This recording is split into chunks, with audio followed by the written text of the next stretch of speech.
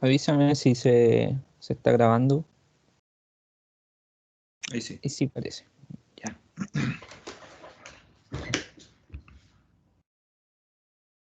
Bueno, buenos días a todos y todas las presentes. Espero que estén todos muy bien y sean todos bienvenidos ya al quinto taller correspondiente a la Semana de la Autorregulación del Centro de Apoyo al Desarrollo del Estudiante CADE. El día de hoy tendremos el taller llamado Aprendizaje Significativo, que va a ser dictado por Juan Lira Munizaga. Actualmente él es psicólogo del CADE y además es encargado del subequipo de talleres y el área de educación en el programa Tutores Pares y además profesional del programa Acompañamiento y Acceso a la Educación Superior PASE. Chicos, chicas, antes de comenzar les voy a compartir un breve video relacionado a la Semana de la Autorregulación, que es donde nos encontramos hoy en día, para que lo vean todos y todos atentamente. Me avisan si se ve y si se escucha igual.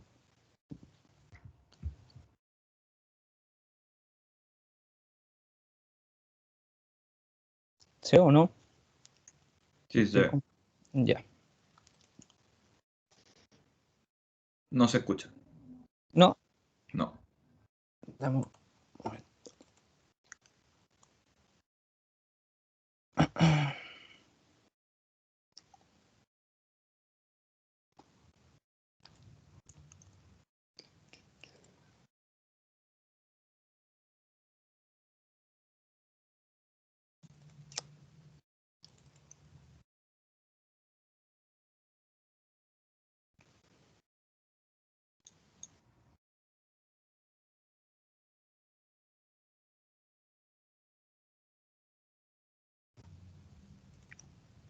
¿Ahora se ve o no? Sí.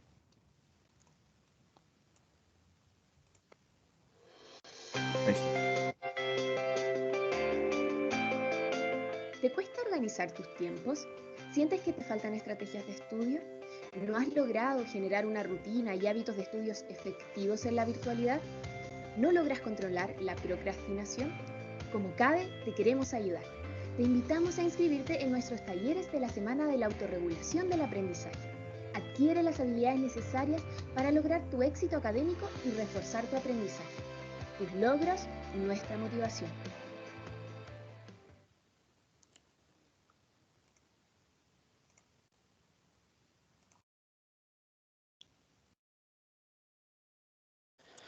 Bueno, luego de este breve video, y antes de comenzar, les menciono que la lista de asistencia se encuentra en el chat para los que se han integrado últimamente, para que puedan ir anotándose y rellenando con sus datos.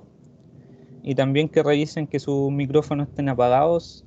Y el último favor, si es que quieren o pueden, que prendan su cámara para que me acompañen a mí y a Juan. Si es que quieren, no, no es obligación. Y luego de todo esto, Juan, ¿estás listo para comenzar? Sí.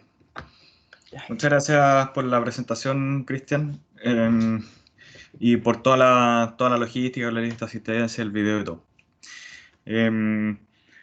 Así que gracias por eso. Chiquillos, de repente si es que tienen como alguna duda a lo largo del desarrollo del taller, levanten la mano nomás. A ver, Cristian, a ver si podéis de repente estar atentos si es que hay alguna mano levantada.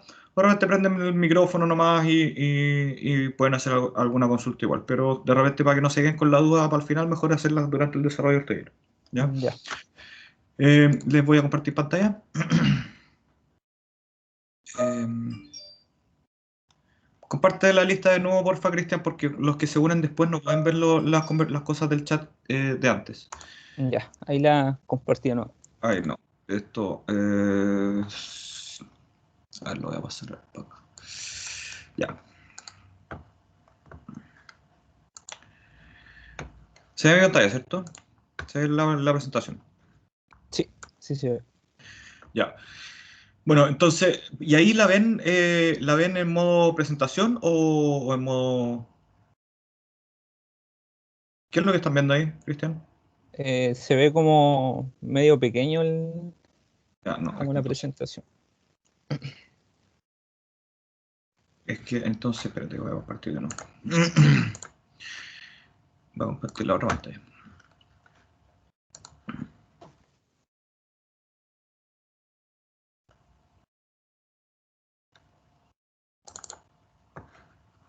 Ya.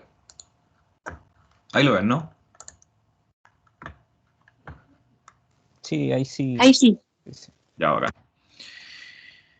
Ya, chiquillos. Entonces, bueno, estamos haciendo toda esta cosa de la semana de la autorregulación.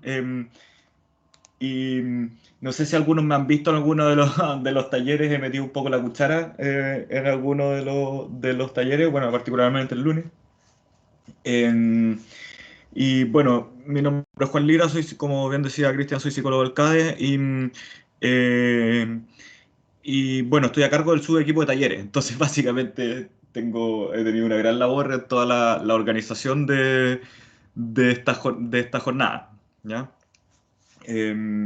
Y bueno, tengo también, les voy a hacer el taller ahora, aprendizaje significativo, y también mañana el taller de pensando más allá, que básicamente es de pensamiento crítico, ¿ya? Em, y bueno, la idea, bueno, estamos haciendo todas estas cosas del aprendizaje autorregulado, que, bueno, ya tuvieron, si es que ustedes se inscribieron en algunos de los otros talleres de esta semana, ya han habido talleres de gestión del tiempo, de hábitos de estudio, ya, y ayer tuvimos el taller de aprendizaje, como ciertas aplicaciones que les pueden ayudar en su desempeño universitario, y en la tarde tuvimos el de motivación académica, ¿ya? Y son puras cosas un poco como de motivación, del tema de manejo del tiempo, pero no hemos hablado nada de aprendizaje en estricto rigor. Ya tenemos todos estos procesos de autorregulación, de cómo tratar de controlarlos un poco, de cuándo vamos a hacer las cosas, los consejos que les damos en el tema de gestión del tiempo, cómo motivarnos con nuestro proceso de estudio. Pero el taller de hoy, la idea es ver un poco cómo aprendemos, ¿ya? Entonces, de cierta forma es como enseñarles un poco cómo es que aprendemos los seres humanos, las distintas perspectivas que ha habido a lo largo de la historia de la psicología acerca del aprendizaje y, y también ciertos consejos para como aprender mejor, básicamente. Ciertas cosas que pueden hacer para influenciar que tengan un buenos resultados de aprendizaje, ¿no? Entonces, para empezar, ¿qué es el aprendizaje? ¿Qué se les ocurre? ¿Algún voluntario?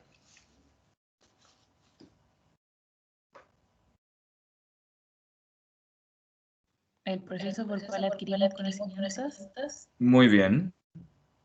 Muy bien, el proceso por el cual adquirimos conocimiento, pero no solamente conocimiento. ¿Qué más podemos aprender además de conocimiento?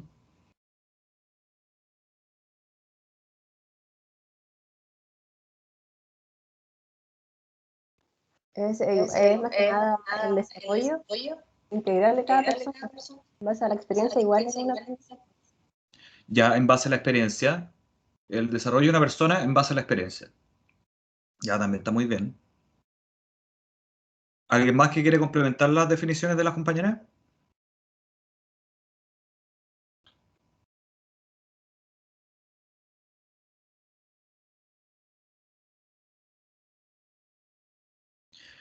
Bueno, hay ciertas definiciones acá que una dice que es un proceso de cambio relativamente permanente en el comportamiento de una persona generado por la experiencia, como muy bien dijo la compañera, ¿ya?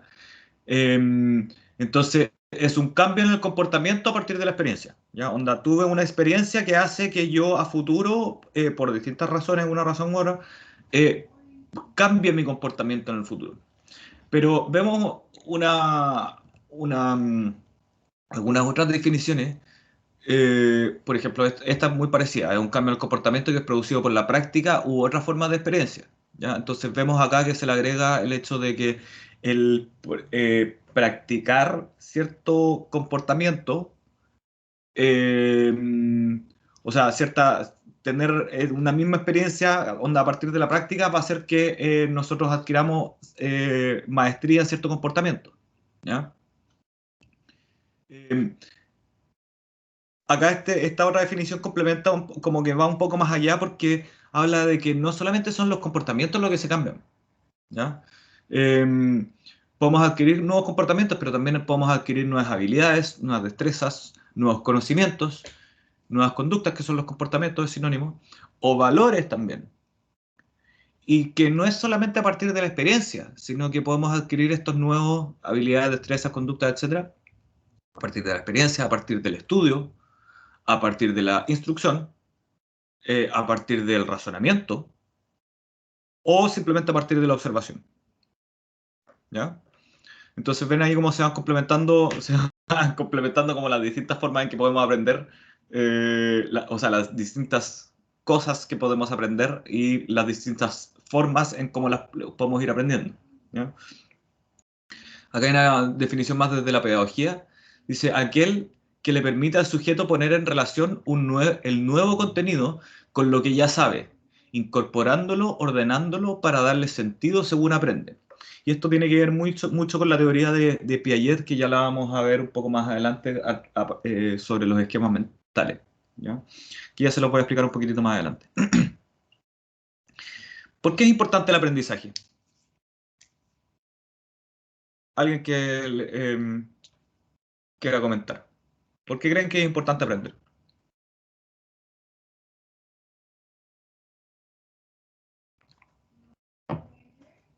Porque es algo que nos permite crecer como persona. Ya, muy bien, nos permite crecer como persona, nos permite desarrollarnos, evolucionar. No sé si evolucionar, más bien como desarrollarnos. ¿Qué más? ¿Por qué es importante aprender?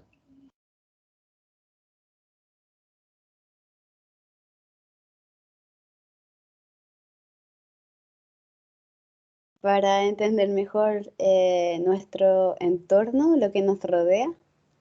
Ya, muy bien. Yo creo que, bueno, una de las razones muy importantes de por qué es importante aprender es que es una de nuestras principales herramientas para adaptarnos a nuestro medio ambiente, ¿ya? Si es que no aprendiéramos, no aprenderíamos a comer y nos moriríamos, así como en sentido como súper básico. Pero ya hablando de procesos más complejos, por ejemplo, ustedes en su proceso universitario, el aprender implica que adquieran nuevos conocimientos y habilidades que les permitan desarrollar em, ciertas habilidades con las que poder desempeñarse en una profesión en específico. Y eso los va a ayudar a adaptarse al medio en el sentido de que van a tener estas habilidades con las cuales van a poder ejercer una profesión y al poder ejercer esa profesión van a poder ganar dinero para mantenerse ustedes mismos. ¿Ya? Entonces el aprendizaje en el contexto universitario claramente les permite adaptarse a las exigencias del medio, que en este momento, en este momento ustedes están acá simplemente para aprender, pero después las habilidades que adquieran durante este proceso de aprendizaje les van a servir para su subsistencia en el futuro, ¿ya? Y hacer la clarificación también de que en general las personas, a menos que tengamos una situación como de discapacidad muy fuerte, tenemos más o menos el mismo intelecto, o por lo menos las mismas potencialidades de desarrollar nuestro intelecto, ¿ya? Hay ciertos factores que vienen como de la biología de base, pero igual en general en psicología hablamos mucho del poder del ambiente, ya en el sentido de que muchas de las habilidades se pueden ir desarrollando con la instrucción, con la educación, ¿ya? Entonces acá, bueno, pusimos como elementos que influyen en el aprendizaje. Los psicólogos siempre hablamos como de estas tres grandes áreas, como que al ser humano lo dividimos en tres grandes áreas, ¿ya? Una es el área en la cognición, ya que la cognición básicamente es todos los procesos internos, ya de pensamiento, de razonamiento, ya entonces incluyen los pensamientos, las ideas, los conceptos, el conocimiento en general. Entonces como que las materias que les pasan en la U muchas veces apuntan a la cognición, que es lo cognitivo, el pensamiento, lo abstracto. O sea, no necesariamente abstracto, pero ¿sí? Cuéntame. Una pregunta, ¿a qué te refieres con funciones ejecutivas? Ya, eso lo voy a explicar ahora. funciones ejecutivas son... se habla de funciones ejecutivas en neurociencia, bueno, y en psicología cognitiva también, que de hecho lo tengo explicado en la próxima diapositiva, ¿ya? Y vamos a darle harto énfasis a eso, pero como introducción, son ciertas habilidades que permiten dirigir tu conducta hacia la ejecución de un objetivo, ¿ya? Y se han visto los correlatos neuronales de estas habilidades, ¿ya? Y se dividen en varias habilidades, pero básicamente son como el ejecutivo central de tu cerebro, ¿ya? Es como la vocecita que uno tiene adentro que dice, ya, a ver, necesito sacarme una buena nota en el certamen, entonces lo que necesito para eso es que me voy a poner a estudiar, ¿ya? Y dirigen tu conducta con todas las cosas que tengas que hacer para estudiar efectivamente y lograr ese objetivo de pasar el certamen, ¿ya? Pero básicamente es como el ejecutivo central de tu cerebro, o sea, de cierta forma es muy tu yo, ya que va diciendo, necesito hacer esto, entonces tengo que hacer todos estos pasos para poder llegar a este objetivo, ¿ya? Como toda esta concatenación de comportamientos, ¿ya? Hablamos también de la autorregulación, que es la capacidad de cierta forma, como parte de las funciones ejecutivas, la capacidad de autorregulación. Pues las funciones ejecutivas son como tus funciones cognitivas más superiores, ¿ya? Como que regulan tu conducta. Entonces, una parte de eso es la autorregulación, que es la capacidad, por así decirlo, de inhibir como una respuesta preponderante. O, por ejemplo, tienes que estudiar, pero igual tenías el juego ahí al lado, igual tenías ganas de jugar un rato, o de ver tu serie. Entonces la autorregulación es esa capacidad de decir como, ya no, ahora estoy en mi hora de estudio. Ya, entonces voy a estudiar un rato y después cuando termine de estudiar voy a jugar. ¿Ya? Es como autorregular tu propio comportamiento. Entonces la autorregulación de cierta forma igual es parte de las funciones ejecutivas porque como les decía, las funciones ejecutivas son voy a dirigir mi conducta hacia el logro de un objetivo. ¿Ya? Y para eso tengo que autorregularme para no distraerme en el camino. ¿Ya? Y la atención básicamente es como este foco que uno tiene en donde, no sé, pues diriges tu visión hacia lo que voy a prestar atención, entonces mi cuaderno, por ejemplo. Pero de repente la atención se nos puede ir y nos ponemos a escuchar lo que hay fuera de la ventana y, ay, no, tengo que como darme cuenta que estoy prestando atención a otras cosas y redirigir mi atención de vuelta al estudio. ¿Ya? Entonces imagínense la atención como un faro, así por así decirlo, que apunta hacia donde estamos mirando. ¿Ya? Pero no solo mirando, porque la atención funciona para la visión, también funciona para la audición. Y hay distintos también como procesos de atención. Uno está la alerta atencional, que es como la disposición a atender. Hay otra cosa que es la atención dividida, que es la capacidad de prestar atención a dos estímulos al mismo tiempo. Hay otra cosa que es como la intensidad de la atención, que es como ya me concentro en el estudio y me quedo ahí pegado por caleta de rato estudiando. Otra cosa es la capacidad de dirigir la atención, de poder cambiar flexiblemente la atención entre un estímulo y otro. Y todas esas cosas se estudian como a nivel neuropsicológico, ¿ya? Bueno, la otra gran área es la que los psicólogos separamos al ser humano, es la afectividad o la emoción, ¿ya? Entonces el afecto son las emociones, el sentido de vinculación tiene mucho que ver también de cómo las personas se vinculan y se relacionan unas con las otras, ¿ya? También se habla en esta área de las experiencias significativas, ¿ya? Por ejemplo, y eso tiene mucho que ver con el aprendizaje porque el afecto es como de estas tres áreas, la afectividad es la que más depende de que un aprendizaje se guarde. Y ya vamos en la parte como neurocientífica, ¿por qué? ¿Ya? Em, pero básicamente, por ejemplo, para ponerles el ejemplo, si es que tú tienes una clase, imaginémonos en presencialidad que tienes la misma clase en la misma sala todos los días. Es probable que no te acordéis mucho de como tal clase en específico, a menos que te haya sorprendido mucho, ¿ya? Porque todas las clases son iguales una a la otra. En cambio, es que en cierta lección, cierta clase, el profesor los sacó para afuera, los sacó al patio y les hizo un experimento en el patio que fue súper entretenido.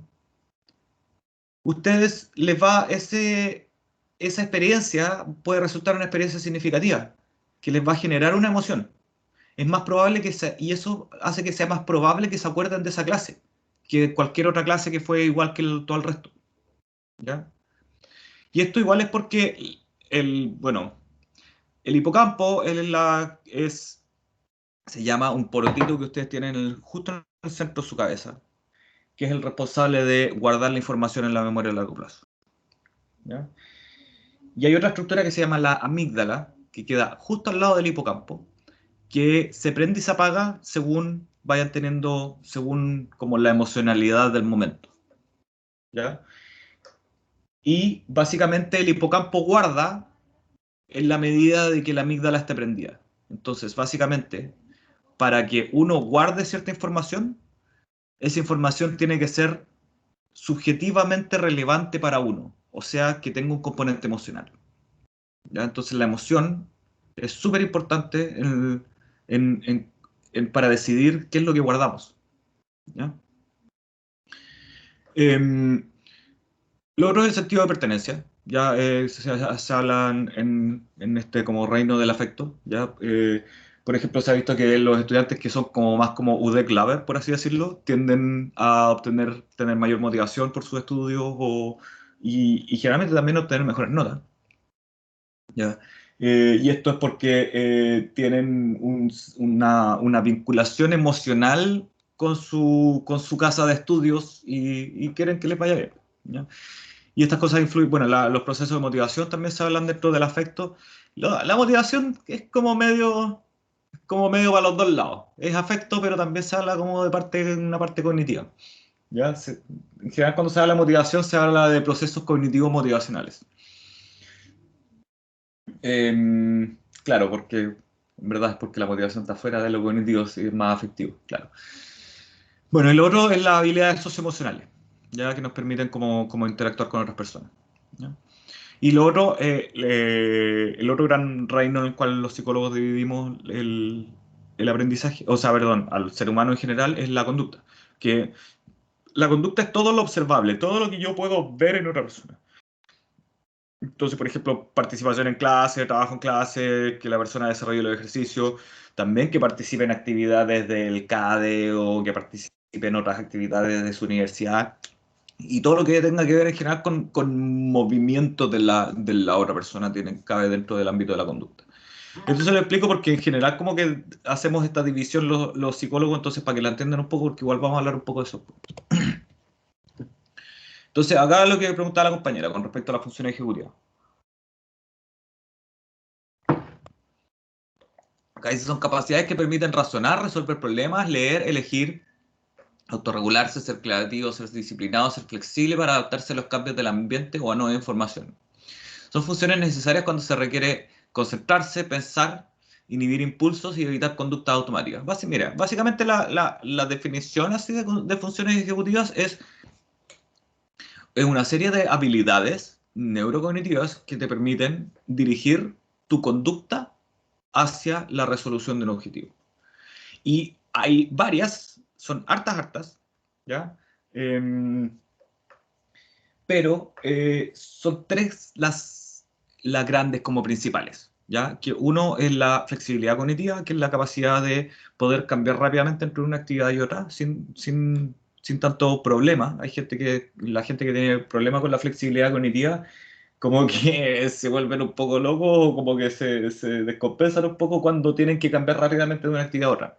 Una persona con alta flexibilidad cognitiva puede estar trabajando, después le llega un mensaje del celular, se pone a hacer esta otra cuestión y después tiene la capacidad de volver rápidamente a su trabajo, lo que estaba haciendo antes cuando ya terminó la actividad con la que lo distrajeron, por ejemplo. ¿Ya? Hay de repente algunas personas que les cuesta hacer ese cambio de una actividad rápidamente a otra. ¿Ya?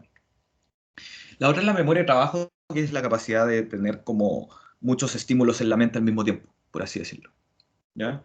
Lo que antiguamente se llamaba la memoria a corto plazo, pero ya se sabe que no es como memoria a corto plazo, sino que es más como memoria de trabajo, donde tener qué cosas tengo que tener en la mente en este momento presente para poder resolver el problema que estoy trabajando. Y de repente hay ciertas técnicas como para tratar de descolapsar la memoria de trabajo, cosa que no tengas que tener tantas cosas en la mente al mismo tiempo, porque la memoria de trabajo tiene un límite.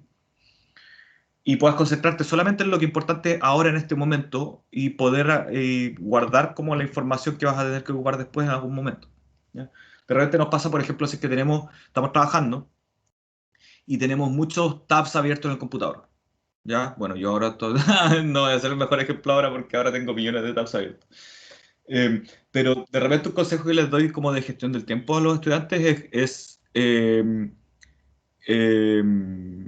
cierra la mayor cantidad de tabs posible y concéntrate en lo que estás haciendo ahora, porque cuando tienes muchos tabs abiertos, como que sientes que tienes que hacer como demasiadas cosas y estás haciendo demasiadas cosas al mismo tiempo. Y eso te colapsa la memoria de trabajo, porque tenéis demasiadas cosas en la mente al mismo momento. Entonces, como que lo ideal es trabajar solamente en una cosa en el momento presente. Y el resto, como descolapsarte la memoria de trabajo y dejarlos para después. Pero si es que estáis con todas las cosas que tienes que hacer en un mismo momento en la cabeza, se te va a colapsar la memoria de trabajo y va a ser más difícil avanzar. ¿Ya? Y el otro tema es el control inhibitorio, que si es que se analiza así como a nivel biológico, es como el evolutivamente más antiguo, como que el control inhibitorio evolutivamente da paso, por así decirlo, al resto de las habilidades, al resto de las habilidades que componen las funciones ejecutivas. ¿Ya? Esto yo sé que son ustedes estudiantes de primero y segundo, esto igual es como materia avanzada. Por ejemplo, esto yo lo aprendí en quinto de la U, en psicología. Así que no pretendo que lo entiendan así súper a fondo, pero para explicarles cómo, bueno, igual mejor eh, como que tengan estos conocimientos al tiro, de cierta forma, para que traten de entender un poco cómo funciona.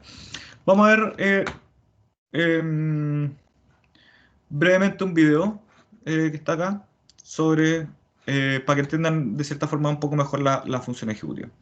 Yo creo que no compartí audio de sistema, pero un segundo. ¿En qué screen tengo esta cuestión? Acá tengo. La conversación, función ejecutiva. Ya. Ahí está. Ahora vamos a compartir el de... Vamos, screen one. Ahí está. Ahí lo ven, ¿cierto? Ay, pero no compartí audio de sistema. De nuevo. Incluye sonido libre. Screen one. Ya. Ahí debería estar.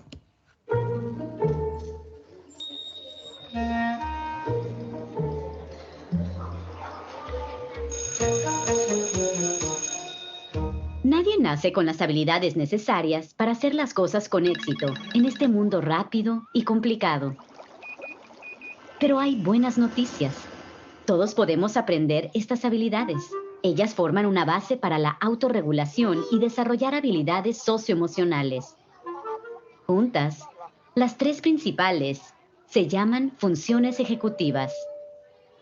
Las funciones ejecutivas son tres habilidades cognitivas: atención flexible, memoria operativa y control inhibitorio. Cuando suceden cosas complejas en nuestro alrededor, las funciones ejecutivas nos ayudan a permanecer en la tarea, hacer planes, fijar metas y llevarlas a cabo con éxito. Actúan como un policía de tráfico. Gestionan y coordinan muchas cosas a la vez intencionalmente. Es como ayudar a los conductores y peatones a mantenerse seguros y asegurarse de que obedezcan las reglas del tráfico. La atención flexible nos permite cambiar nuestra atención cuando es necesario, dirigiéndola a las tareas más importantes y manteniéndola mientras estamos trabajando en ellas. La atención flexible nos permite cambiar de enfoque rápidamente de una cosa a otra. La memoria operativa es la capacidad de recordar y utilizar información importante, como las direcciones de conducción. La memoria operativa nos permite almacenar información importante para usarla cuando sea necesario.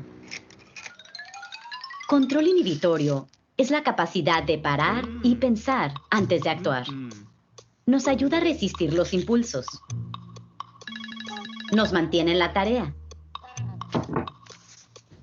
Y nos ayuda a establecer metas y llevarlas a cabo. Las funciones ejecutivas ayudan a los estudiantes a aprender y tener éxito en la escuela, resolver problemas de matemáticas, seguir instrucciones, leer, hacer deporte y la resolución de conflictos. Estas habilidades son para toda la vida y se utilizan todos los días, en la escuela, en el trabajo y en casa. Son una parte vital en la educación del niño en todos sus aspectos. Eso, chiquillo. Ya.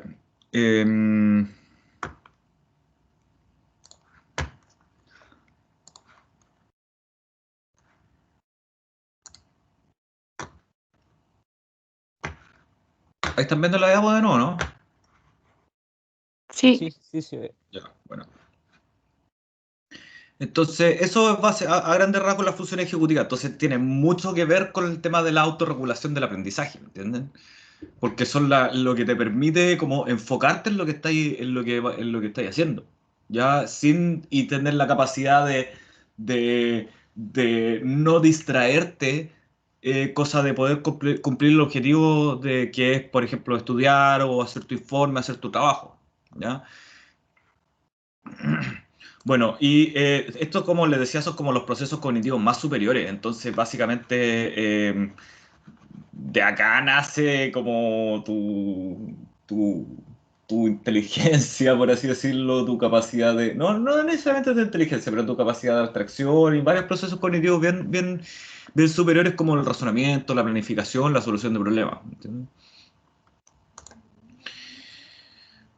Entonces, bueno, eso.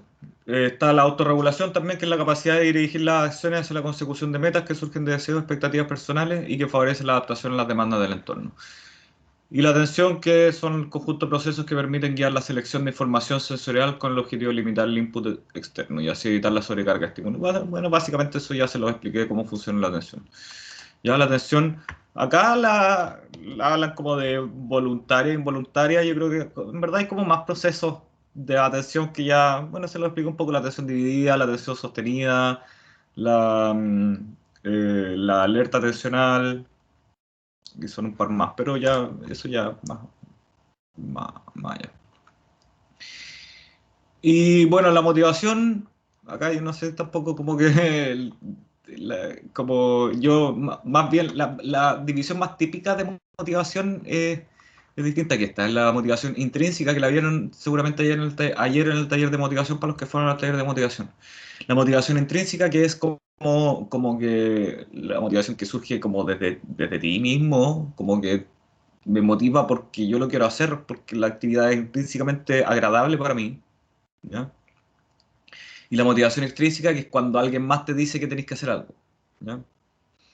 Em, entonces, bueno, eso es la motivación, pero no quiero ver tanto motivación, sino que, bueno, acá también las habilidades socioemocionales son algunas de las otras habilidades importantes, que son como las capacidades que nos permiten regular los pensamientos, las emociones y el comportamiento. Entonces, también hay ciertas otras habilidades que uno va aprendiendo, que son lo que se llama la inteligencia emocional, ya que es la capacidad de uno poder entender las emociones tanto mías como de los otros, y uno va aprendiendo como a desenvolverse en aspectos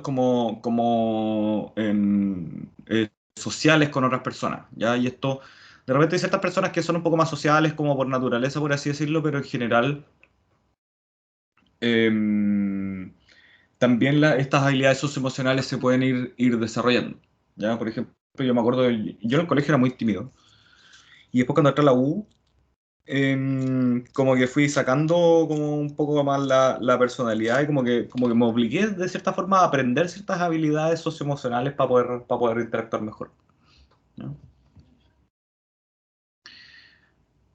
Bueno, acá también, estos son como ciertos neurotransmisores que también influyen en los procesos de aprendizaje. Como que los más típicos son la dopamina, que la dopamina básicamente es el neurotransmisor del refuerzo, ¿ya? Onda, cuando haces algo que te sale bien, ¿ya? Cuando obtienes un resultado deseado, tu cerebro libera dopamina, ya que la dopamina te dice: haz esto de nuevo, ¿ya? Entonces, a nivel evolutivo, el rol de la dopamina es el refuerzo, se siente bien, es agradable, cosa de que tú la busques de nuevo y vuelvas a repetir esa conducta, ¿ya? El problema es que en la sociedad actual estamos bombardeados constantemente de estímulos que nos producen dopamina, ¿ya? En particular con las pantallas, porque las pantallas te producen, o sea, no necesariamente las pantallas, pero, o sea, sí, porque producen movimiento, ¿ya? Movimiento y luces brillantes y esas cosas en general, el cerebro está muy, muy cableado para querer buscar el movimiento y las cosas brillantes. Entonces, esas cosas nos producen dopamina. Igual cuando, no sé, los juegos, por ejemplo, cuando el juego te tira caleta de luces y cosas, entonces son como de repente, por eso son adictivos, son inyecciones de dopamina. Lo que pasa es que las drogas también son adictivas porque te producen inyecciones de dopamina, ¿ya? O sea, te dicen como que te secuestran, por así decirlo, este mecanismo que sirve no sé, onda, en sentido evolutivo es como no sé, encontraste comida y, inyección de dopamina, cosa de como reforzar que en este tipo de lugar puedes encontrar comida. Pero ahora ya, bueno, lo que les decía, te bombardean con dopamina todo el tiempo, ¿ya? Ah, y lo que les decía de las drogas, que también como que es pura dopamina todo el rato. Perdón, ¿alguien quería hacer una pregunta? Sí, alguien tiene la manito levantada, Juan. Cuénteme nomás.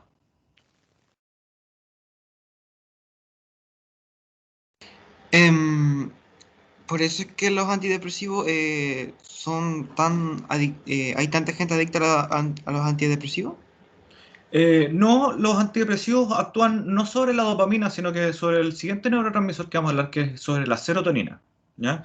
Los antidepresivos yo no sé si son tan adictivos. El tema es que uno no los puede uno tiene que regularlos muy bien, ¿ya?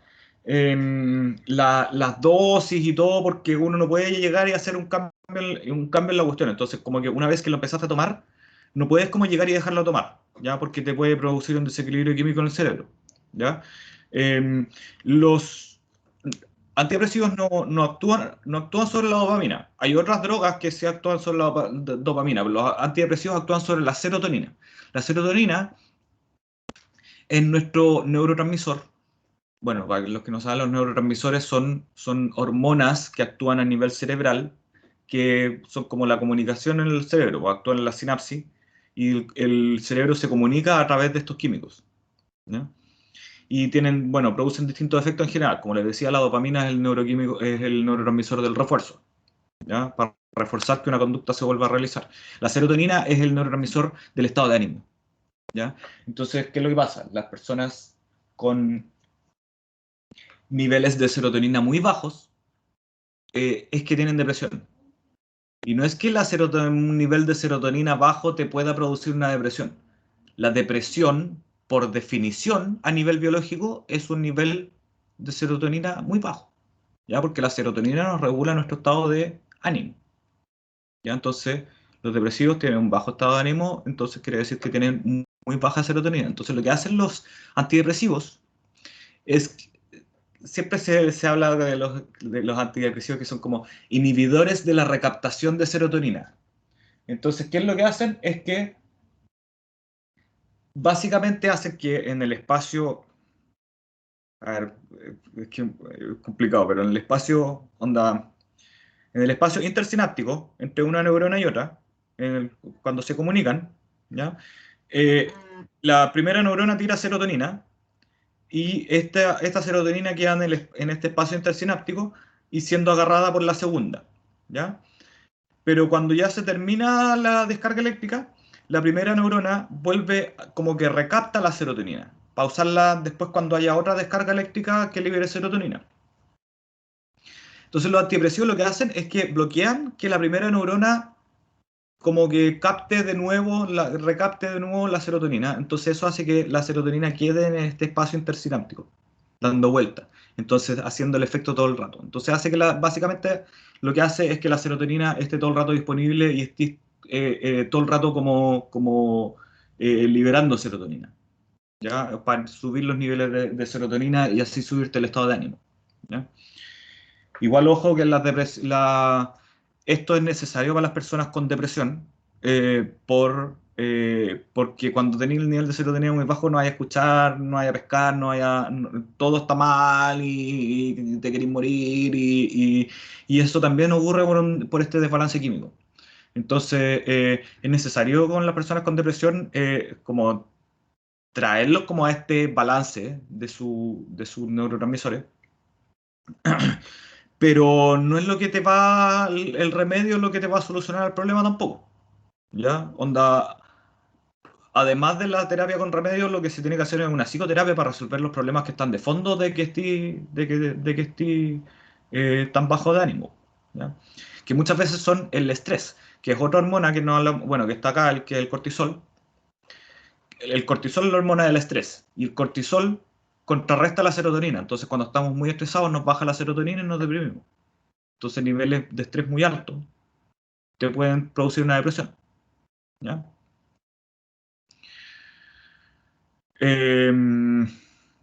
Y lo otro es dormir mal, por ejemplo, porque la serotonina se convierte en melatonina, que es la orden para dormir. Entonces, por eso de repente los depresivos duermen poco, porque están relacionados la serotonina con la melatonina, que es para dormir, imagínense. Entonces, si es que no estáis produciendo serotonina ni melatonina, estáis con bajo estado de ánimo y no te podéis quedar dormido. Y no tenéis como contrarrestar la ansiedad, que es el cortisol. Cuénteme, alguien abrió el micrófono. Sí, te puedo hacer una pregunta. Lo que pasa es que yo igual duermo mal ¿Ya? y compré melatonina hace un tiempo y después me dijeron que no era bueno tomar melatonina porque hacía mal como para el estado de ánimo, como que la gente que tenía depresión podía tener como efectos secundarios, pero no sé si es real. Es una pregunta que me he hecho hace un rato. Eh, Creo, por lo que sé de neuropsicología, que es todo lo contrario, pero no estoy 100% seguro, ¿ya? Pero yo entiendo que la melatonina es al revés, porque la melatonina que no usas, te tomas la melatonina, te quedas dormido. Y si es que hay un exceso de melatonina, esta se vuelve a reconvertir en serotonina, entonces te sube el estado de ánimo. Eso es lo que tengo entendido yo, pero no estoy 100% seguro, la verdad, ¿ya? Pero tengo entendido que al revés, que es beneficioso. Sí, igual Pero tenía eso. sí, yo tengo entendido que es beneficioso, pero tampoco estoy 100% seguro. Pero más o Mm, menos por lo que sé de neuropsicología, de neurociencia. ya, vale, gracias. Mm. Bueno, la otra hormona involucrada en el aprendizaje es la oxitocina. Bueno, la oxitocina es más como la hormona del vínculo, es la hormona del amor, ¿ya? Em, Se vio como por primera vez liberada como en los partos. Después se cachó que también se libera mucho cuando las mamás amamantan, porque básicamente es la hormona del apego. Después se cachó que también se liberan las relaciones de pareja a un menor nivel. Y después se cachó que también se libera a un menor nivel en las relaciones de amistad. ¿Ya? Entonces, básicamente la oxitocina es la hormona del amor y que nos permite vincularnos con las otras personas. ¿Ya? Y eso también nos permite como aprender y como vincularnos con las otras personas, básicamente. Voy a avanzar un poco más rápido porque no he visto nada de aprendizaje todavía, ¿ya? Pero básicamente acá esta de Apo es como que el movimiento te ayuda a activar el metabolismo y eso te deja como más predispuesto a aprender, ¿ya? Pero lo que quiero ahora es ver este video.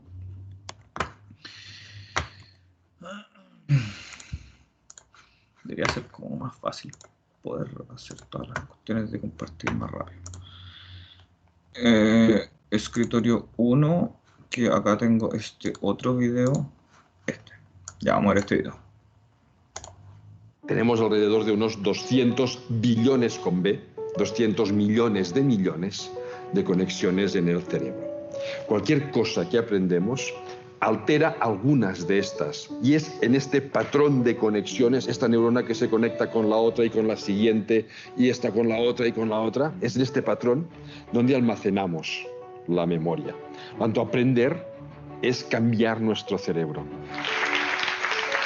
Hay un mito súper como de cómo funciona el cerebro, que la gente tiende a pensar que como que tal recuerdo yo lo tengo almacenado en cierta parte del cerebro, ya como localizado como en un baúl, así por así decirlo. Tengo un cajón donde está este recuerdo. Pero la verdad no es así, sino que se almacena en una red, ¿ya? Entonces, para entender un poco, lo que pasa es que tenemos esta pelotita del hipocampo, ¿ya? Que integra toda la información de la memoria. Entonces, cuando guardamos, el hipocampo tira, no sé, pues la parte emocional a la parte del cerebro que procesa las emociones, la parte del movimiento a la parte del cerebro que procesa el movimiento, la parte de la textura a la parte que esto, la parte del reconocimiento de caras a la parte del cerebro que hace eso. Entonces el cerebro funciona más como por funciones, ¿ya? Entonces lo que pasa es que cuando guardamos un recuerdo, el hipocampo tiene una explosión de redes neuronales para todas partes, para todas las partes que correspondan. Y cuando lo recordamos, lo integra nuevamente. Entonces este mismo camino que recorrió cuando se guardó, se hace a la inversa. Y el hipocampo lo integra y te lo tira a la parte consciente. ¿Me entienden? Y así vamos.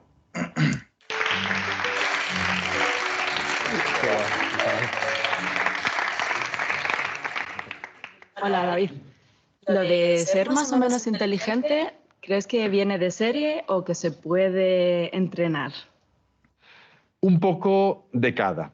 Cualquier capacidad mental tiene una parte que viene de serie, de nuestra biología, y una parte que se trabaja a través de la educación. A ver, nuestro cerebro, como cualquier parte de nuestro cuerpo, se forma porque hay unos programas genéticos. Ahora sale el genetista que hay en mí, pero hay unos programas genéticos que le dicen cómo tiene que formarse y cómo tiene que funcionar. Esto hace que ya de serie, de programario básico genético, haya personas con más capacidad de memoria y otras con menos. Personas más creativas y otras un poco menos. Personas un poco más inteligentes y otras un poco menos. Personas con más aptitudes musicales y otras un poco menos. Y podría estar aquí hablando durante horas sobre capacidades mentales. ¿Eso es importante? Bueno, eso es un patrón básico. Eso es como un escultor que tiene su arcilla para hacer lo que sea. Si tiene más, hará una escultura más grande. Si tiene menos, la hará más pequeña. Pero la educación es la habilidad para moldear esta arcilla. Puedes tener poca arcilla y hacer una escultura preciosa, y tener mucha y que te salga un churro. A mí me gusta ejemplificarlo con la papiroflexia, con hacer, por ejemplo, un avión de papel. No sé si tenéis por aquí papeles que podáis dar y os lo demuestro. Vale, pues mira, os reparten a cada uno un trozo de papel. Yo tengo el mío, ¿vale?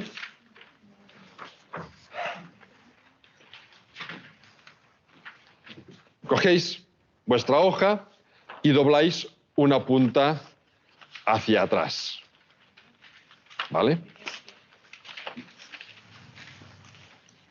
A ti te falta un trozo, ¿no?, de hoja. Qué mala suerte, ¿no? Bueno, ¿qué le vamos a hacer? A ti te falta un trozo. ¿Todos teníais la hoja rectangular? No. Mira como los genes, cada uno tiene sus propios genes, cada uno tiene su hoja, ¿no? Bueno, ahora dobláis la otra punta, la punta que ha quedado aquí arriba, la dobláis, no sé cómo enseñarlo muy bien, para que se vea, pero la dobláis hacia abajo de forma que quede, pues no sé, como una casita. Bueno, a algunos os queda un poco un churrillo, porque tenéis la hoja mal cortada. Lo dobláis, ahora sí, por la mitad, para que vaya cogiendo forma de avión. Hacemos las alas, ya no sé cómo enseñarlo, pero... Y si hacéis un par de cortes en el ala, por la parte de atrás, y los subís, pues tenéis los alerones. ¿Vale? ¿Os ha salido todos más o menos así? Bueno, a ti te falta un trozo de ala. Claro, a ver, si ahora probamos si vuelan bien o no, lo podemos probar. Seguro que hay aviones que vuelan mejor que otros, porque todos lo habéis doblado.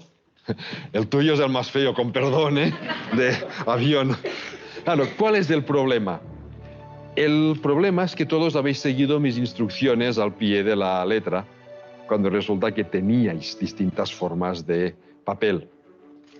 Si esto lo comparamos con el cerebro y la educación, cada cerebro es diferente. La educación lo que hace es sacar provecho de este cerebro, doblándolo. No lo dobla físicamente, pero sí hace conexiones físicas para que funcione de la mejor manera posible. Si a todo el mundo lo educamos de la misma manera, sucederá esto.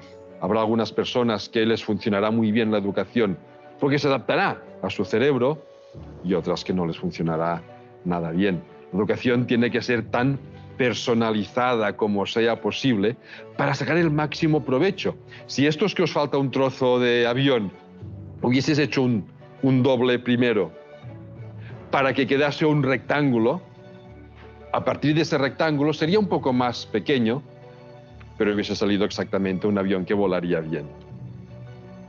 Bueno, pues si os parece podemos probar si vuelan, lo hacemos todos a la vez, ¿vale?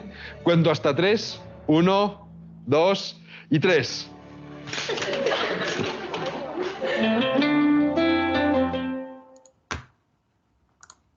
Va.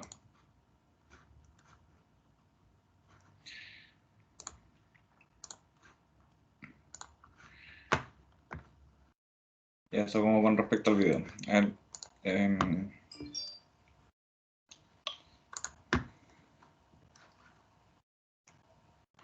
Ya, sigamos. Ahora les quiero mostrar un poco como ciertas teorías del aprendizaje. ¿Ya? Hay acá primero ciertas teorías de la pedagogía. Se habla como del aprendizaje receptivo, que es el sujeto que aprende únicamente debe comprender, entender el contenido para luego poder reproducirlo. ¿Ya? Que es como un poco la concepción más tradicional del aprendizaje, donde el alumno tiene como un rol súper como pasivo en descubrimiento, en el aprendizaje. Entonces, él tiene que estar ahí sentadito nomás y el profesor como que le vierte su conocimiento. De hecho, de ahí viene la palabra alumno, por ejemplo. Alumno significa en griego sin luz, ¿ya? Es porque los profesores son como los dueños de la luz, los dueños del conocimiento, y ellos vierten el conocimiento a los alumnos. Entonces, el problema de la teoría, de esta como concepción del aprendizaje, es que se ha visto ya en las teorías de aprendizaje más actuales que se favorece mucho el aprendizaje cuando el alumno busca el aprendizaje y cuando el alumno lo descubre, como el aprendizaje por descubrimiento, ¿ya? Entonces, actualmente se tratan de promover como maneras un poco más activas en las que el alumno busque el conocimiento. Bueno, Internet favorece harto eso porque de repente ponerse a buscar videos de YouTube y cosas así, como que uno va descubriendo cosas nuevas, ¿ya? Por eso igual les tratamos de mostrar ciertos videitos que pueden ser interesantes. Pero esta es como la concepción más clásica, más tradicionalista del aprendizaje. Después se habla también como del aprendizaje repetitivo memorístico, ya que se basa en la repetición del contenido para fijarlo en la memoria, ¿ya? Esto es como bueno para contenidos como a corto plazo, como típico como estudian los de derecho, que repiten el artículo, repiten y repiten y repiten. Entonces, eso te puede ayudar como como a afianzar muy en la memoria una cosa como un poco más organizada. Pero no nos sirve, por ejemplo, si es que no nos vamos a aprender de memoria un libro completo. Entonces depende un poco de qué es lo que se esté intentando aprender. Esto se considera, el memorístico se considera como un poco la forma como más superficial de aprendizaje, pero puede servir para ciertos estímulos como cortos, para aprender como eso, ciertas cosas un poco más cortas, o para ciertos tipos de estímulos, ¿no? Lo otro es el aprendizaje por descubrimiento. Implica que el sujeto que aprende no recibe la información de manera pasiva, sino que descubra los conceptos y relaciones según su propio esquema cognitivo. Entonces acá es como se favorece mucho esto como por la curiosidad, que igual lo que tratamos de implementar en los estudiantes es que sean curiosos, ¿ya? Porque sí van a ir descubriendo cosas nuevas y el aprendizaje por descubrimiento finalmente es como el más valioso. Ya.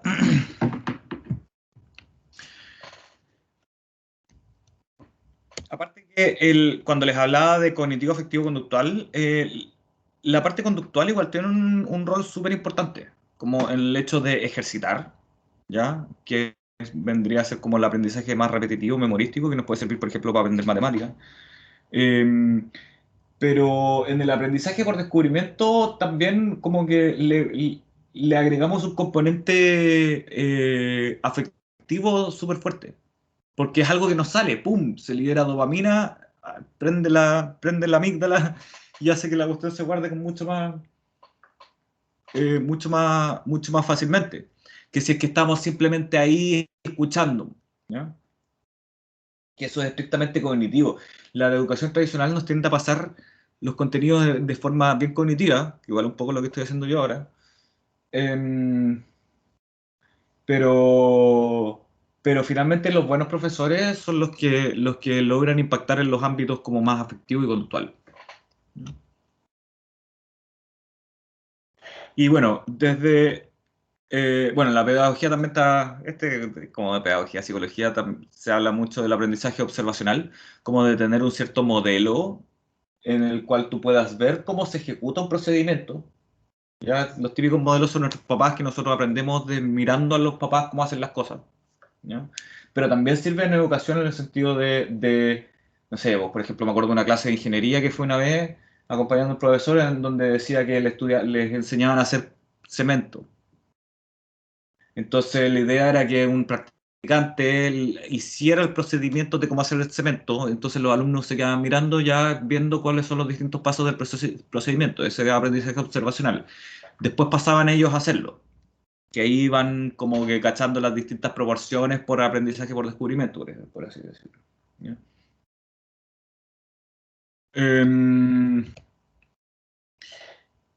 Está como el aprendizaje latente, que de repente como que hay cierto aprendizaje que quedó debajo de la superficie, por así decirlo, y que de repente con cierto estímulo es como que, oh, nos damos cuenta de que esto era de tal forma, ¿ya?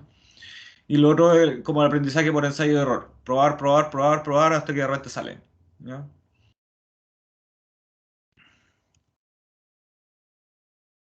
Y el aprendizaje dialógico viene básicamente del diálogo, ¿ya? Que es como ya es como el filosofar un poco así, por así decirlo. Onda, conversamos y sacamos ciertas conclusiones que nos ayudan a aprender un nuevo estímulo, ¿ya? O sea, aprendemos a través, como el aprender a través del razonamiento.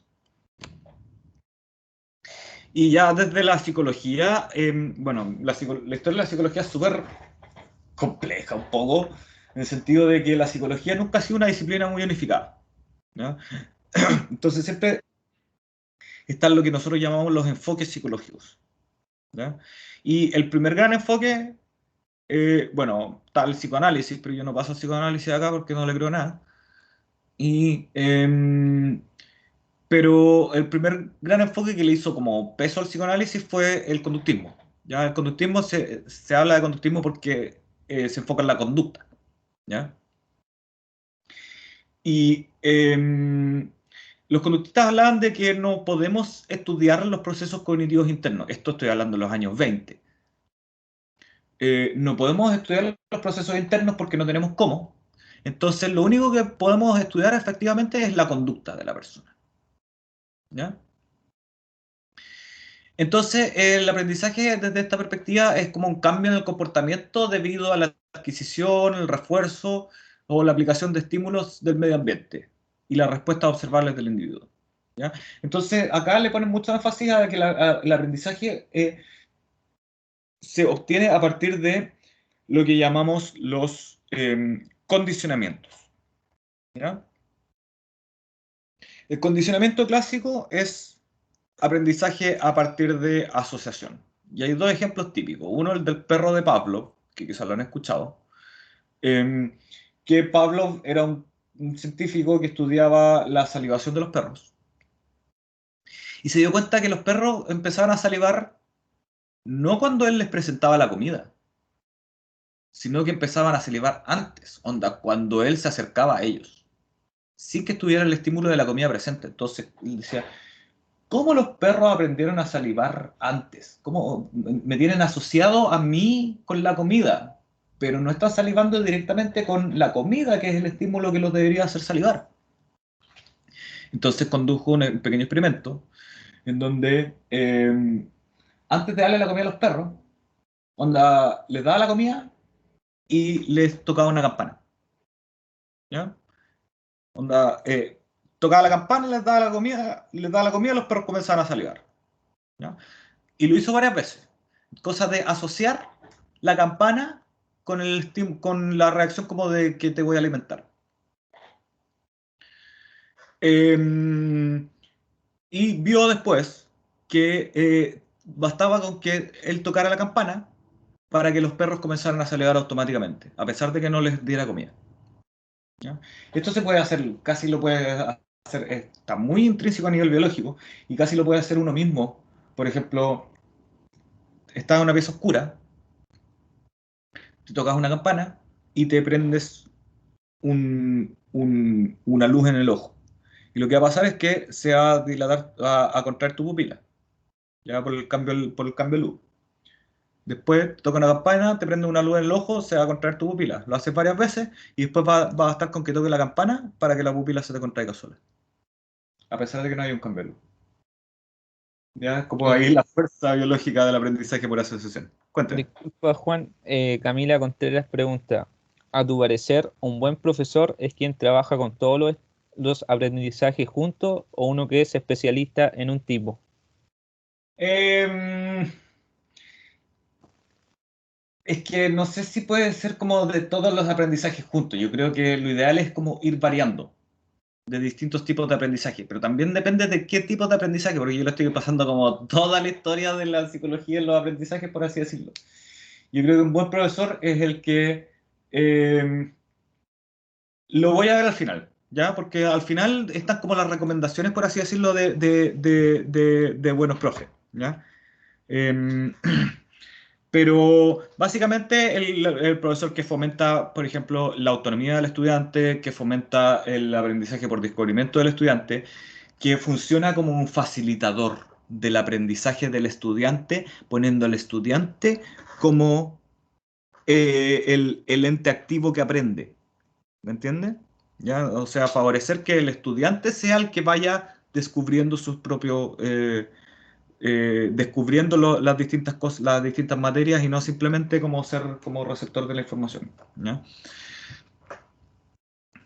Bueno, vamos a hacer un poco más rápido porque, bueno, esto a grandes rasgos es lo de conductismo. Y el conductismo vendría a ser como la forma más básica de aprendizaje, por así decirlo. Es como lo que nos permite sobrevivir. Como que aprendemos que no tenemos que tocar la estufa porque está caliente después de que nos quemamos, por así decirlo. Y una chorrera de otras cosas que las aprendemos por condicionamiento. El otro importante acá es el condicionamiento operante, que básicamente es el refuerzo. Es como entrenamos a los perros. Onda, el perro te da la patita porque por ese error te dio la pata, y tú le diste una galleta porque ¡ay, qué lindo que me dio la patita! Y le diste una galleta, ¿ya? Entonces estás reforzando esa conducta, ¿ya? También se aplica en conceptos del aula, por ejemplo, o para el aprendizaje autorregulado. Por ejemplo, yo me doy premios cuando termino mi jornada laboral. Que mi refuerzo es como, no sé, pues ponerme a jugar un juego, ¿ya? O de repente a los niños chicos les dan las estrellitas y les dan los stickers cuando logran ciertos objetivos de aprendizaje, ¿ya? Entonces, con eso uno está como reforzando esa conducta. Y esto es lo que se viene a llamar el condicionamiento, ¿ya? Bueno, el modelamiento es lo otro también, que es como el aprendizaje por observación, básicamente, ¿ya? Después viene el cognitivismo, que es una tendencia que surge como en los años 50 más o menos, y que estudia los procesos mentales involucrados en el aprendizaje. Ya lo que los conductistas llamaban la caja negra, que no podían estudiar, los cognitivistas son los primeros que se meten a estudiar estos procesos mentales. Entonces esto surge a partir de como el desarrollo como de los computadores, básicamente. Si es que alguien ha visto el tema del código Enigma. Básicamente se empiezan a hacer como los primeros computadores, como en los años, en la post-Segunda Guerra Mundial, ¿ya? Entonces, y como procesadores de información, básicamente. Entonces, la primera vez que se empieza a hacer la asociación del ser humano como un ente procesador de información, que recibe estímulos, los procesa y después hace como un output, ¿ya? Entonces acá viene como el modelo de procesamiento de la información de Atkinson y Shiffrin, que básicamente es esto, como que nosotros nos ingresa la información a través de nuestros sentidos, nosotros la procesamos, como que pasa, se filtra según la atención que nosotros no recibimos todo lo que estamos recibiendo de afuera, sino que lo recibimos, pero lo filtramos según lo que estemos prestando atención, ¿ya? Y después pasa a la memoria de trabajo, ¿ya? Como la memoria a corto plazo, ¿ya? Y las cosas que que queden en la memoria a corto plazo y que sean subjetivamente relevantes, o sea, si es que se prende la amígdala, básicamente, cuando le metemos la emoción, esas cosas pasan a la memoria a largo plazo, ¿ya? Y después cuando la recuperamos, el proceso como inverso.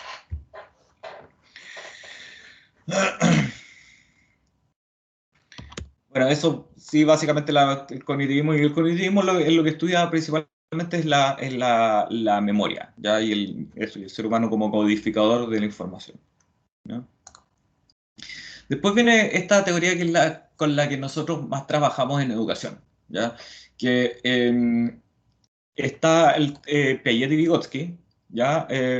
Piaget era un médico suizo que básicamente se puso a hacer experimentos con sus cabros chicos sobre cómo aprendían los niños. Y llegó básicamente, bueno, este es Piaget. Y su gran como avance, por así decirlo, fue el tema de los esquemas cognitivos, ¿ya? Básicamente es como que nosotros fuéramos armando como cierta información, ciertos como si fuera una casa, nosotros vamos armando como con distintos ladrillos el conocimiento, ¿ya? Y nosotros nos vamos haciendo como ciertos esquemas que se llaman de cómo vislumbramos cómo es el mundo, ¿ya?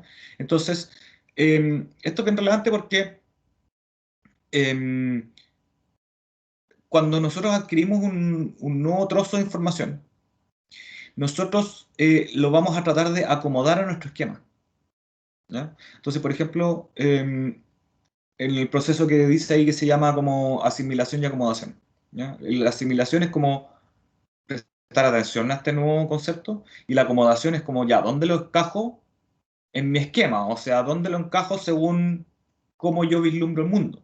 Y esto va a tener creencias súper distintas porque una misma información se va a acomodar o se va a procesar de forma distinta si es que es una persona religiosa, por ejemplo, si es que es una persona que tiene tales o cuales valores, si es que es una persona conservadora, si es que es una persona liberal, ¿ya? Básicamente, el ser de estas distintas como categorías que les puse ahora significa que estas personas han aprendido distintos o se han armado como distintos esquemas mentales. ¿Y qué es lo que pasa? Yo solamente voy a prestar atención a la información que confirma mis esquemas mentales, ¿ya? Y esto es lo que se llama el sesgo de el sesgo de confirmación, ¿ya? Solamente voy a prestar atención y solamente voy a recordar la información que confirma mis esquemas mentales. Y voy a desechar la información que conflictúa con mis esquemas mentales, a pesar de que haya evidencia para apoyar dicha información. ¿Ya? Y es por esto que de repente cuando hablamos con alguien que es de una tendencia política distinta que nosotros, es como que, ¡ay, cómo no lo puedo hacer entender! Pero si te estoy diciendo que la cuestión es así, está toda esta evidencia. No, porque el esquema de esa persona ya está armado. Entonces la persona no va a prestar atención a la información que le des que no vaya en línea con su esquema, ¿ya? Es el gran adelanto de Piaget. Vygotsky lo voy a ver en la otra lámina, pero también está Ausubel, que básicamente Ausubel es el que da la definición de lo que es aprendizaje significativo, ¿ya? Y bueno, dice que el aprendizaje se produce gracias a la interacción del individuo con su medio ambiente, la variedad de estilos de aprendizaje. Bueno, básicamente Ausubel da la definición de aprendizaje significativo, que el aprendizaje es significativo básicamente cuando uno logra contrastar información nueva o como acomodar esa información nueva a nuestros esquemas preconcebidos, ¿ya? Por ejemplo, me están hablando un elemento súper complejo que yo no lo puedo como llegar a entender. Quizás no tengo las bases, no tengo el esquema básico para poder integrar ese nuevo aspecto. Pero si es que el profesor va un poquito más atrás y me explica los conceptos más básicos, luego voy a poder integrar este nuevo concepto que al principio parecía mucho más difícil en esta nueva base, porque me faltaba esta base para poder integrar este nuevo ladrillo. ¿Ya? Entonces ahí entra Vygotsky, que lo que habla en la zona de desarrollo próximo. ¿Ya? Es que como básicamente el circulito del medio es como el nivel de desarrollo actual que yo tengo sobre un área. Por ejemplo, yo, no sé, pues, sé súper poco de cocina. ¿Ya? Entonces mi nivel de desarrollo actual en cocina está súper bajito. ¿Ya? La zona de desarrollo potencial es todo lo que yo potencialmente puedo aprender sobre cocina. Pero yo, si es que un profesor me enseña, no es como que llegue y aprenda todo lo de cocina porque el profesor me enseñó. ¿Ya? Solamente me voy a poder desarrollar en lo que se llama la zona de desarrollo próximo, que es lo que el profesor, lo que yo puedo aprender con guía del profesor. ¿Ya? Entonces, como que la zona de esa onda el profesor me va enseñando y eso va expandiendo mi zona de desarrollo, mi nivel de desarrollo actual, y a medida que más sé sobre cocina, más fácil va a ser aprender conceptos nuevos. Eso es otra cosa importante en el aprendizaje, que cuando uno sabe muy poco de un tema, es más difícil aprender sobre ese tema. En cambio, cuando uno sabe mucho de un tema, es más fácil aprender más cosas sobre ese tema. Entonces, el aprendizaje cuesta mucho al principio. Pero mientras más uno va aprendiendo sobre un tema, más fácil se va haciendo.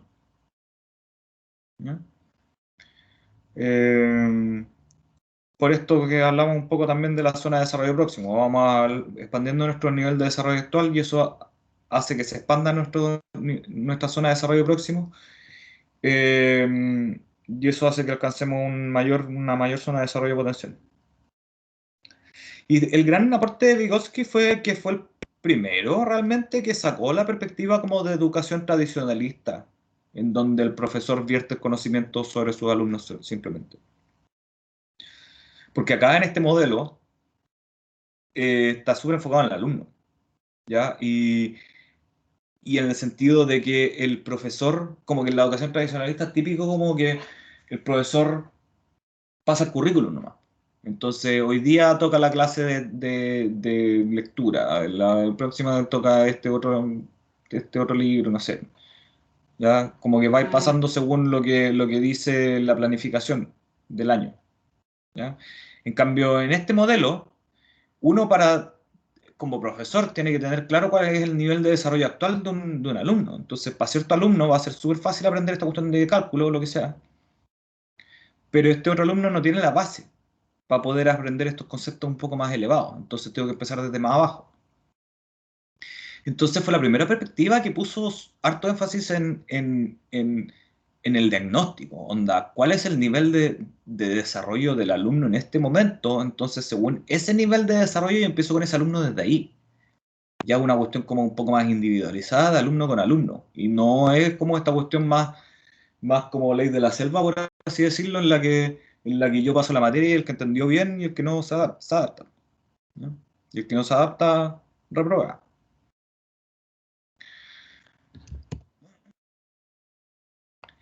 Y bueno, ya como en perspectivas más actuales hablamos como del conectivismo, que es como relacionado al auge de las nuevas tecnologías, que bueno, estamos todos todavía en ese proceso, como hemos visto obligados a aprender como formas distintas, usar el Teams ahora, bueno, hacer Teams ya hace un rato, pero no sé, pues, yo ahora como que potencialmente quiero aprender cómo hacer, no sé, pues, el Geniali o algunas otras aplicaciones que me pueden servir para adaptarme también a todo este contexto más virtual.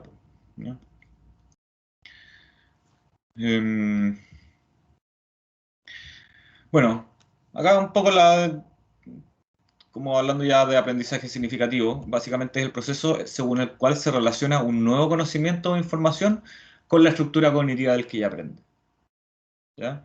Entonces, no todo el mundo va a aprender de la misma forma, porque el hecho de que puedan aprender un conocimiento nuevo va a depender de su esquema mental previo. O sea, si es que tienen la base, por ejemplo, para poder encajar este ladrillo, que sería como este nuevo conocimiento.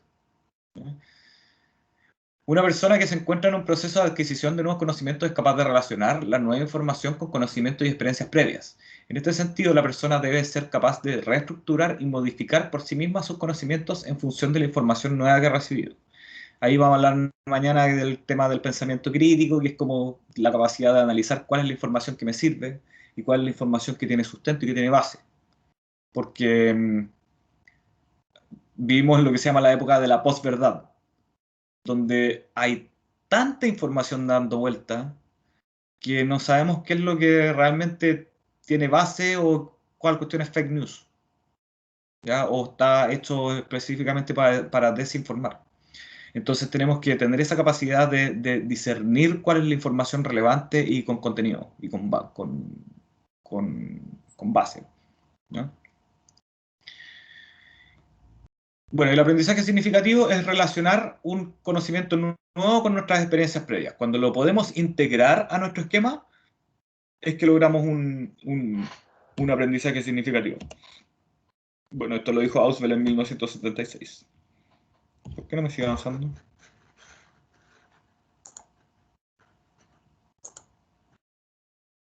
¿Qué es lo que pasa?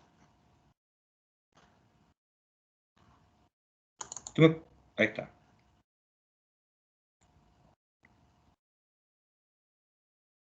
Bueno, esto es lo que dice el humanismo, pero el humanismo no es tan relevante para ahora. Acá como el tema del hipocampo, lo que les hablaba al principio. Este es el hipocampo. Toda esta parte se llama el sistema límbico, que es tu centro de todo tu procesamiento emocional, que es justo en el centro de tu cabeza. Y la amígdala es la estructura que se prende o apaga según la emocionalidad presente. Y que básicamente la emocionalidad es como miedo, ira, sorpresa, y bueno, y disgust, que es como cuando son como cosas como asquerosas, ¿ya? Pero la sorpresa es lo más como relevante para el aprendizaje. Cuando vemos como algo que no esperábamos, ¿ya? O cuando hacemos ese clic de ¡ah! Por eso funciona, ¿ya? Es como ese momento de que se te prende la ampolleta, así como de eureka, ¿ya? Eso hace que se te prenda la amígdala y eso hace que el hipocampo codifique la información la nueva información que estáis adquiriendo, ¿ya? Y el hipocampo, como les dije, lo que hace es como hacer toda esta explosión de vías neuronales para todas partes y después cuando la recordamos es que las integra de nuevo y la manda al consciente. Que el consciente, bueno, está en el lóbulo frontal, básicamente tu parte como consciente del cerebro. Cuando hablan como del tercer ojo, la cuestión, no sé, yo, bueno, yo no me pesco tanto esas cuestiones, pero donde estaría tu tercer ojo está tu conciencia, así en el centro de tu frente, así como entre medio de tus cejas, ahí está tu consciente. Bueno, y acá ya un poco como a la parte más de cómo lograr como ciertas estrategias para lograr como un aprendizaje más significativo. Nosotros hablamos como ciertas estrategias de estudio que nos pueden mejorar como la forma en que aprendemos básicamente para lograr ciertos aprendizajes significativos. Uno, lo que hablamos al principio, la memorización, ya, onda, repetir, repetir, repetir, repetir, que esto es más un poco, no sé, pues nos puede servir para el ejercicio de las matemáticas, por ejemplo, de hacer ejercicios. Las matemáticas en general las hacen más como procedimiento, uno las aprende más como procedimiento, como repetir, repetir, repetir, repetir, repetir, ¿ya? O de repente para, no sé, para recordar un número de teléfono, recordarnos un artículo que tomamos derecho, por así decirlo, ¿ya? Pero se considera como una estrategia más superficial, ¿ya? Porque es más débil, porque es más fácil que nos recordemos cuando ya la dejamos de usar, es más fácil que nos olvidemos, ¿ya?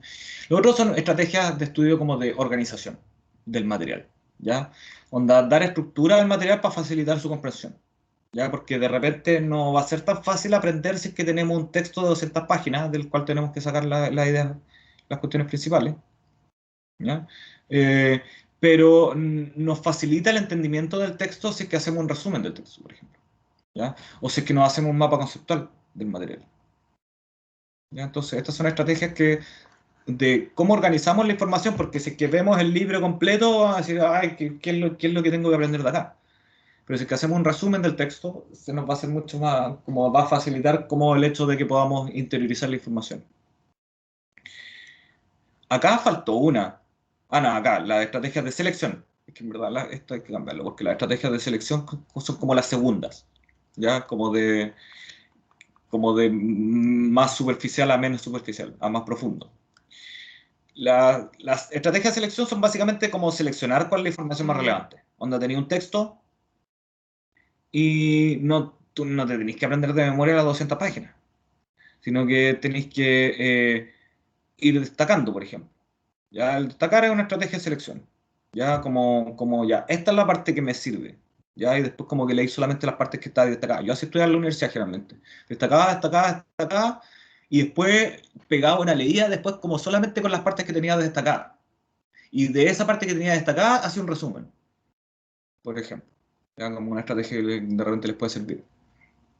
Depende del tiempo que tengan, pero si es que se organizan con tiempo, igual como es una técnica de aprendizaje profundo que sirve. Requiere tiempo, sí. Lo otro que hacía en ciertos momentos es, por ejemplo, le ponía títulos a los párrafos.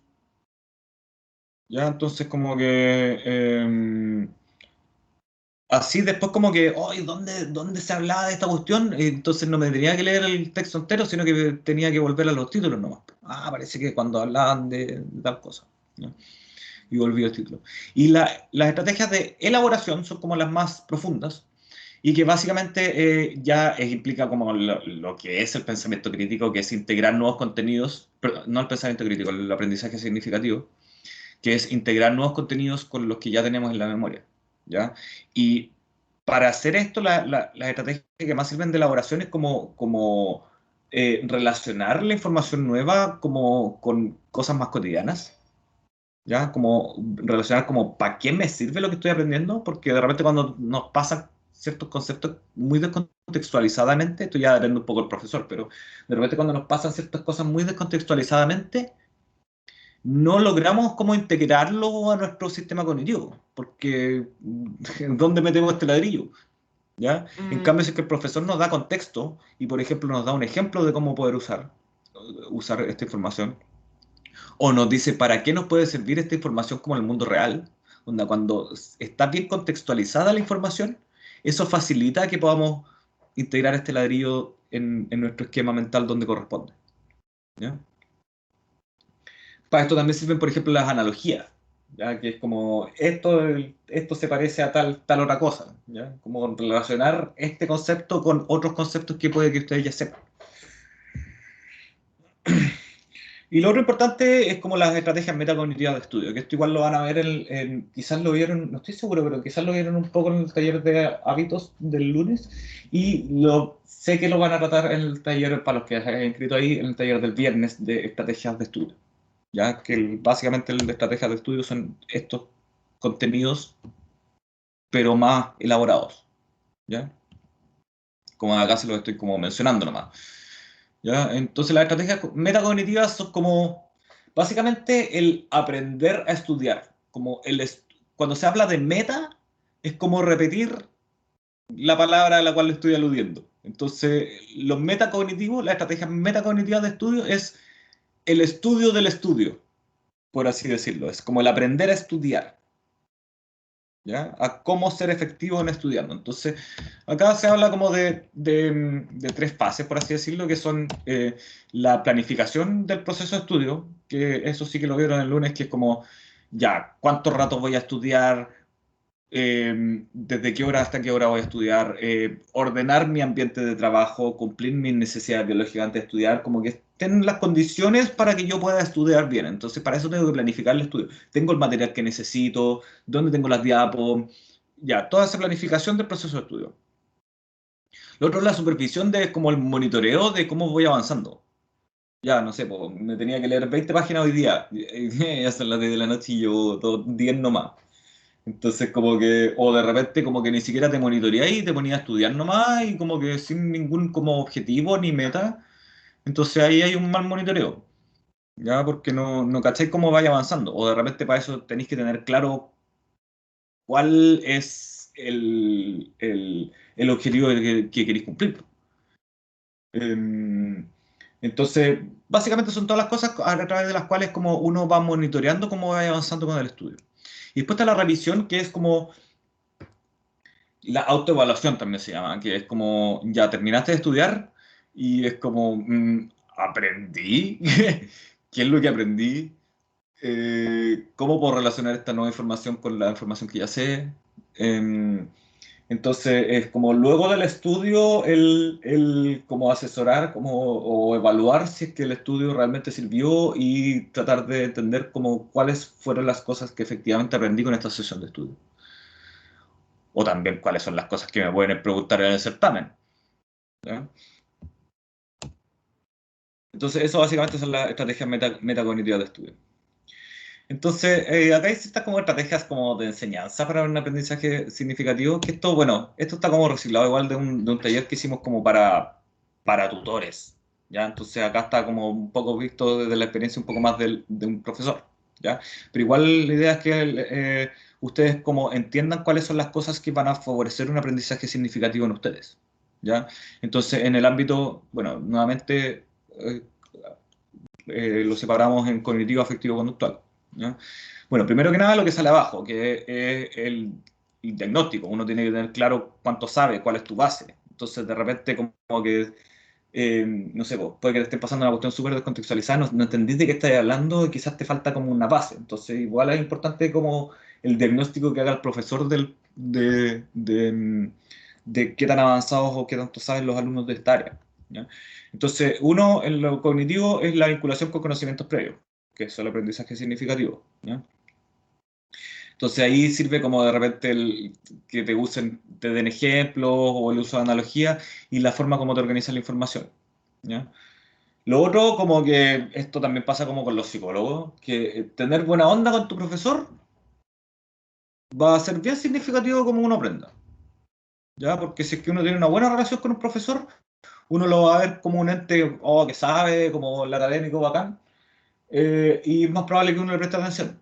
Que si es que un profesor de repente te trató mal, te lo va a pescar menos, básicamente. ¿Ya? Como el clima de aprendizaje en el aula también como que influye harto en cómo uno aprenda y qué tan motivado se sienta uno por aprender. Y el sentido de pertenencia, como que si es que estáis bacán, te gusta tu carrera y te gusta lo UTEC, te va a motivar en general un poco más por aprender que si es que estáis chato a la U y queréis puro ir, ¿ya? Y en lo conductual, hacer problemas, ejercicios, certámenes anteriores, ejercitar, ¿ya? Sobre todo para carreras más matemáticas o carreras que requieran mucho como de procedimientos, más que para carreras que sean más teóricas o enfocadas en aspectos más del lenguaje. Pero porque ahí sirven más los procesos como de elaboración, de vincular la información con conocimientos previos, ¿ya? más que, más que la parte más conductual de ejercitación. Hay muchas cosas sí que se tienen que aprender con la parte conductual, que es más de procedimiento. Y es raro porque se procesan en dos partes distintas del cerebro, de dos formas distintas. Los aprendizajes como más verbales se codifican en lo que se llama la memoria semántica, que es como la semántica significa como es como el significado de las cosas, ¿ya? En cambio, los procedimientos se codifican en lo que se llama la memoria procedimental, que es como, no sé, como de deportes, como de la memoria de los músculos que le dicen a veces.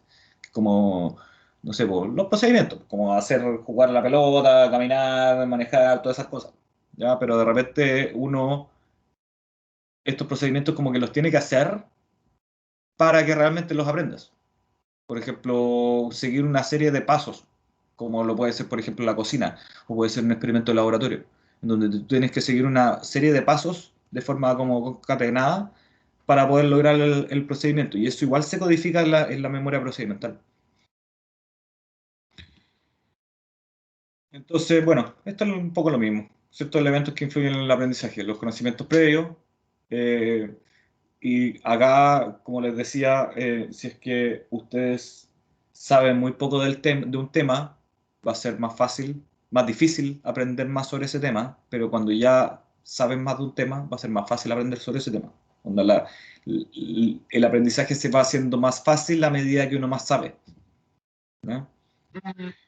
El otro tema que le hablaba de la información, de la organización de la información, hacer mapas mentales o resúmenes de los textos les va a servir para organizar mejor la información y que sea más fácil digerirla, por así decirlo.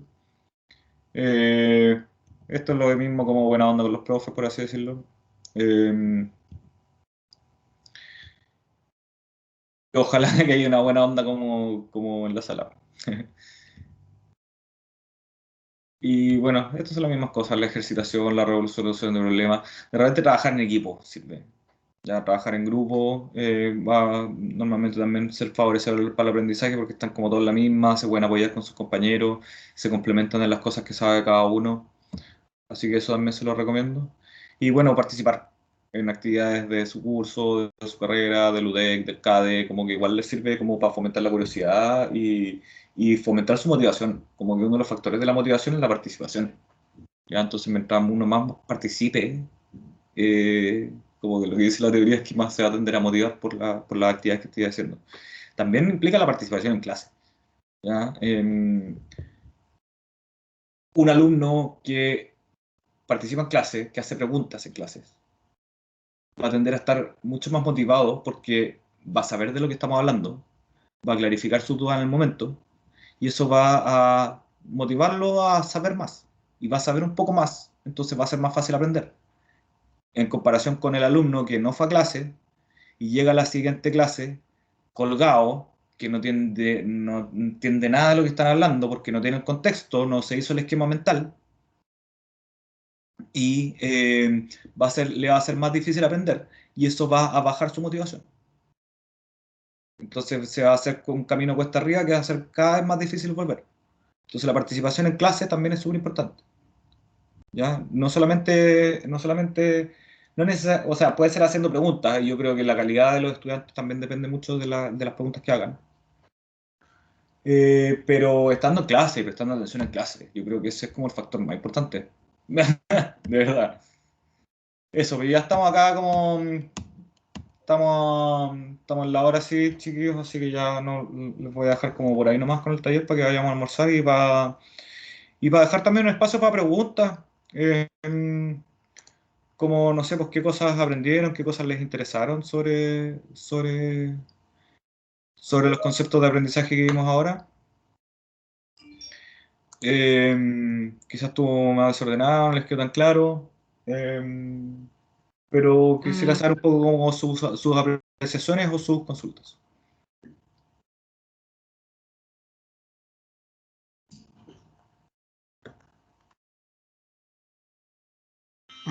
Me pareció bastante educativa la clase, relajada.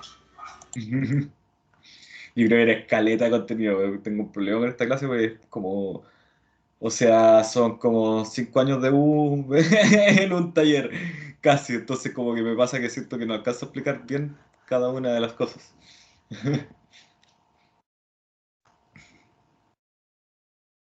Pero igual era como para que entendieran un poco como a grandes rasgos los conceptos de aprendizaje desde distintas perspectivas. Solo Christopher, algo quería decir. Realmente igual, eso de la serotonina y la dopamina me dejó bastante claro algunas cosas. Yo por lo general soy una persona con bastante ansiedad y por lo general me pasa que o no entiendo nada o me frustro con mucha facilidad con esta clase de cosas. Es como si mi mente se apagara, si solamente pudiera ver las cosas pasar, en los casos más graves. Claro, es que eso pasa un poco de repente con la ansiedad, po, cuando se te desborda la ansiedad. Tenemos algunos talleres de ansiedad en el CADE. Hicimos unos en abril, no sé si es que alguno de ustedes fue. Eh, pero vamos a estar repitiendo en algún momento porque son los talleres, la verdad, que más pegan con los estudiantes, los de ansiedad. No sé si es que alguien tiene alguna pregunta o alguna de las cosas que han hablado acá en el chat. A ver qué dicen. No se hace papel de avión. Eh, Ya, eso que decía un buen profesor es que trabaja con todos los aprendizajes juntos o que es un especialista en un tipo. Bueno, ahí yo creo que es como que sigue los consejos que les dimos, como que ponga al alumno en el centro del proceso educativo, que favorezca, no simplemente le dé los conocimientos a los alumnos, sino que favorezca que los alumnos descubran los conocimientos. Eh, de repente en otras clases he hablado un poco más como del cambio en el rol del profesor. Eh, que es un cambio que sigue en proceso y que la mayoría de los profesores todavía no se han adaptado. Porque en la educación tradicional el profesor es como el dueño del conocimiento. Y como les decía, como que se los vierte a los estudiantes. Ya el profesor está de repente acostumbrado a eso, ¿no? Pero ahora con Internet, el conocimiento está en todas partes. Está en todas partes. Entonces, el profesor cambia su rol en el sentido de que ya no es el dueño del conocimiento, sino que tiene que es un facilitador que ayuda al estudiante a encontrar cuál es el conocimiento más relevante, a dónde puede encontrar el conocimiento y a diferenciar cuáles son los conocimientos relevantes de los que son paja molida, básicamente. ¿Ya? Entonces, este cambio en el rol del profesor, yo creo que el buen profesor es el que se ha adaptado a este cambio y funciona como un facilitador de los procesos de aprendizaje de los alumnos y no simplemente como un vertedor de conocimiento.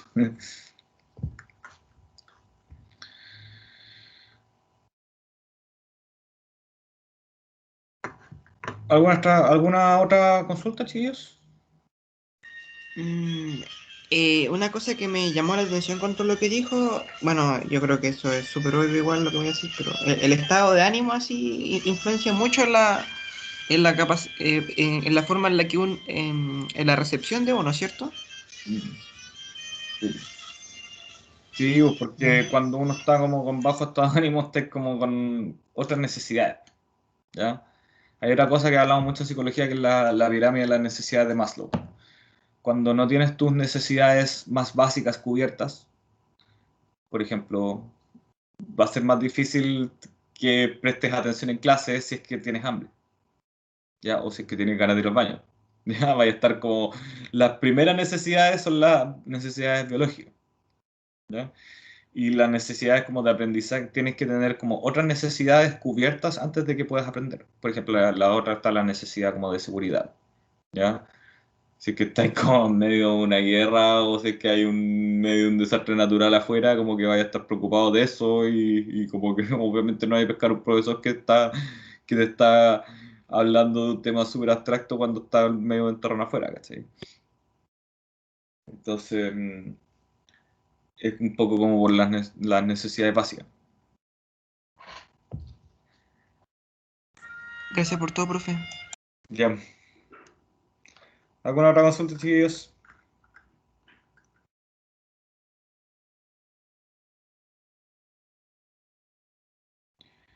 Bueno, eso.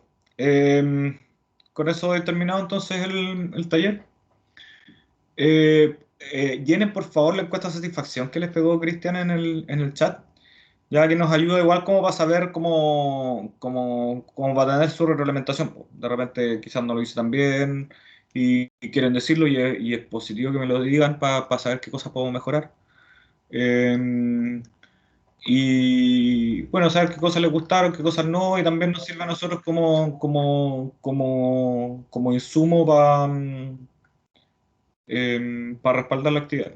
Así que les pido por favor puedan completar esa encuesta que es bien breve. Y eso, y si tienen cualquier otra consulta o no sé, pues están como con problemas de aprendizaje o como que les cuesta aprender ciertas materias o quieren profundizar un poco más allá en ciertas estrategias, estamos los psicólogos del CADE y bueno, también tenemos todo este sistema de reforzamientos en las secciones que hacen los profesores que tenemos del CADE, que bueno, aplican estas estrategias un poco más a la práctica. Así que eso, chiquillos, que tengan una buena tarde, que estén muy bien. Igual, muchas gracias por todo, que estén Hasta bien. luego, muchas gracias por el taller. Que les vaya bien. Ujú. Muchas gracias. Gracias.